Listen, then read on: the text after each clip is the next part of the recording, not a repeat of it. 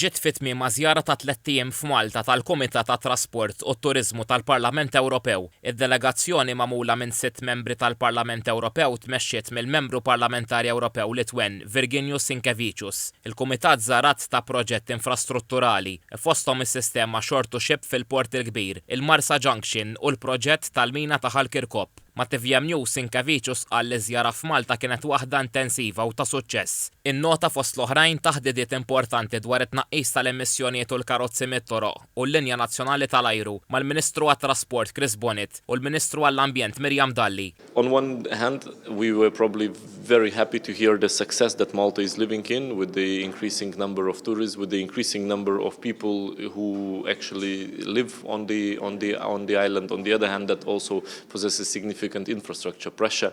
And here I think it's extremely important to look at the sustainable planning of infrastructure.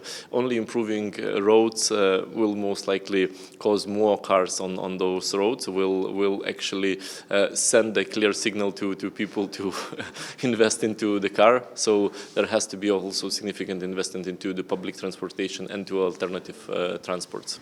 Iċ-ċermen tal-Kumitat qal li spikkaw taħdidiet anke ma' rappreżentanti tal-Assoċjazzjonijiet Maltin tal-Operaturi tat-Tratturi u Trailers. We talked, of course, with the Tractors and Trailers Association on the matter of aging society, of the shortage of labor, but also different regulations that they have to abide by. For example, the mobility package, which unfortunately harms our Green Deal goals as well, harms the business nature when you have to return empty trucks. And this is something I think also extremely important to be looked at.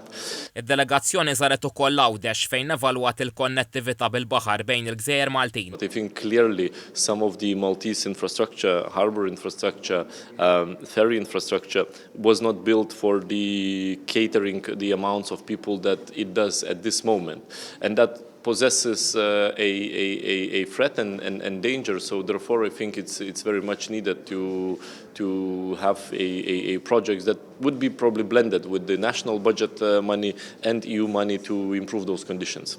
Il-Kumitat żar Malta fuq inizjattiva tal-Membru Parlamentari Ewropew Malti, Daniel Attart.